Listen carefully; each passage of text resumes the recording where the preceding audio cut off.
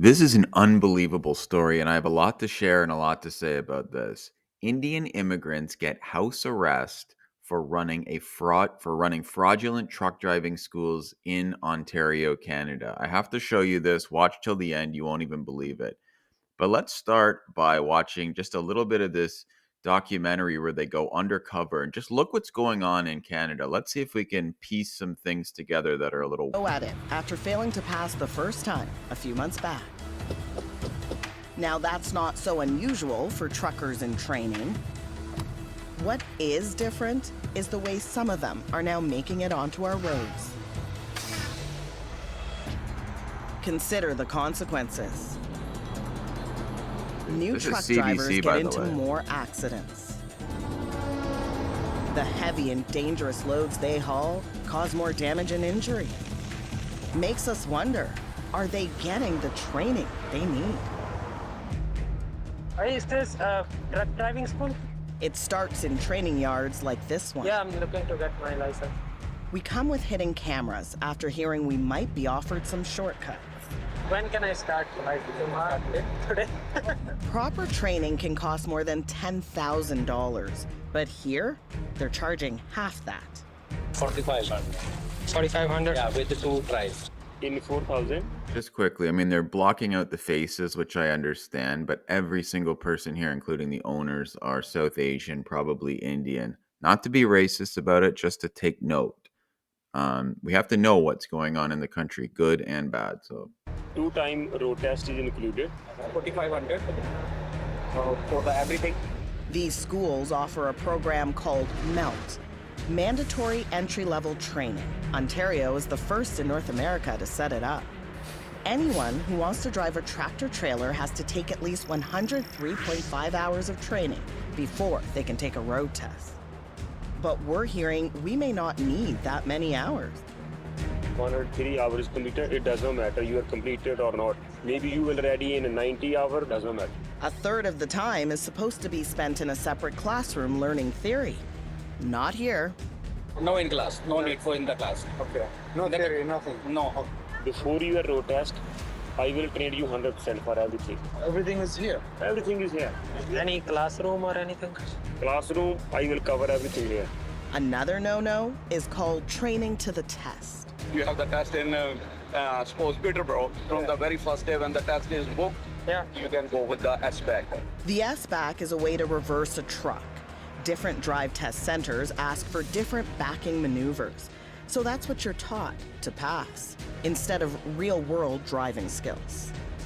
You have the test in suppose Newmark. We are doing the C backing. So C back. Very good.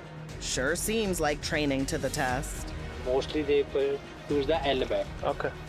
People who teach at trucking schools in Ontario so they know where you're doing the test, and they say, "Oh, well, you only need to learn one type of reversing maneuver because that's all they do on that particular test." I mean, such a scam, such a fraud, so dangerous.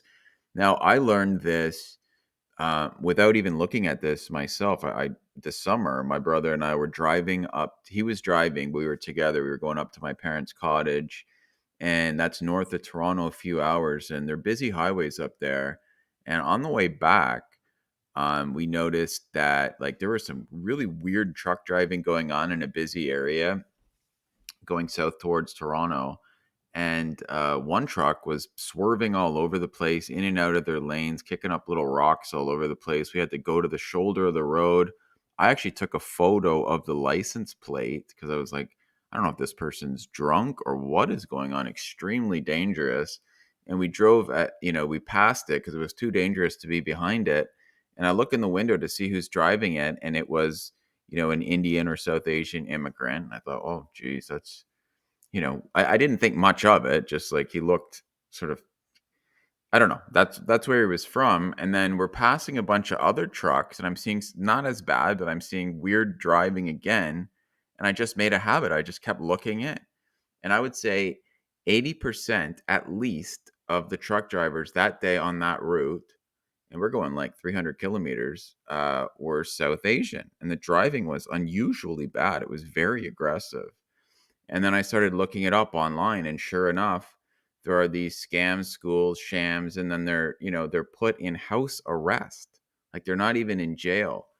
And let's go to this show. I want to just show this clip a little bit. So this has got 24,000 likes, hundreds of thousands of views.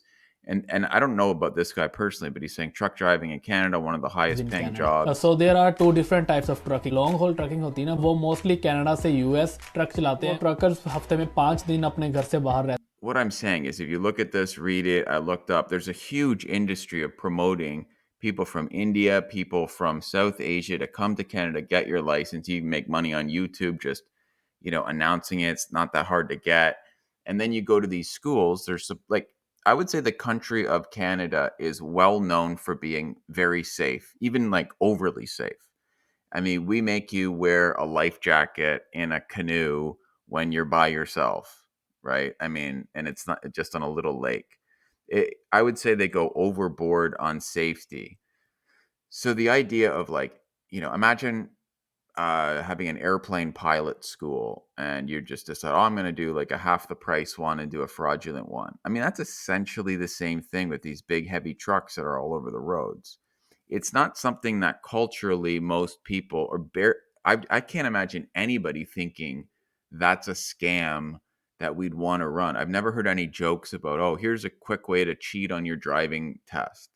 And I remember as a kid, even taking your driving test to get your driver's license for just a regular car, like a lot of people used to fail it because they took it seriously. You make one little mistake, you're done. You do it again.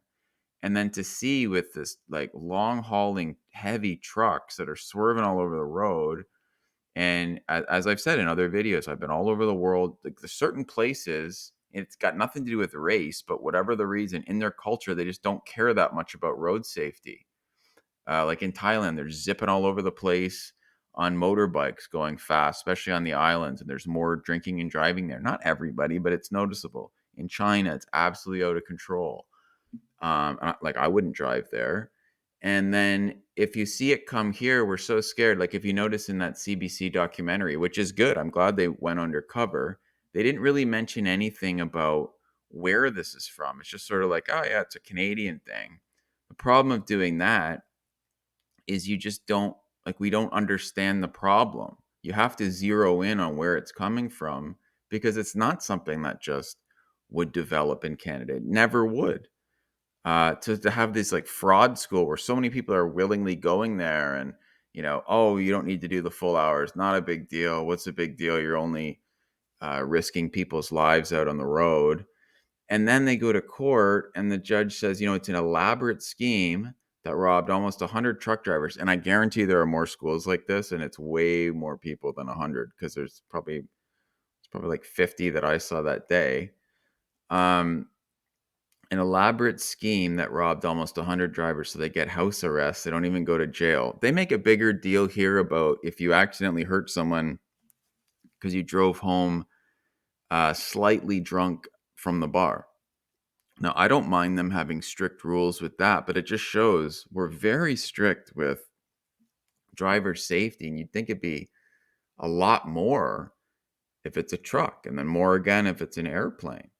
But to see that this is taking root, it's part of this like subculture here, where here's a quick way to make extra money and drive all over Canada's highways.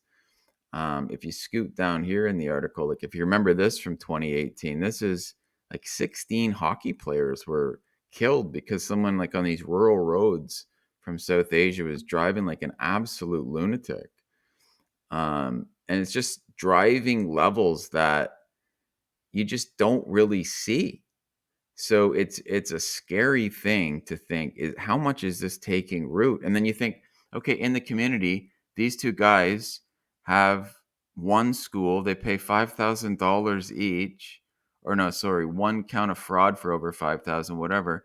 They go to on house arrest and they say, well, that's not a very big penalty. So if someone else has a school, they think the worst that could happen to me is I get house arrest. So they're still making their $5,000 a pop at a sham school. And to me, it's not even just the school, it's the whole culture of not caring about road safety with these big, heavy trucks.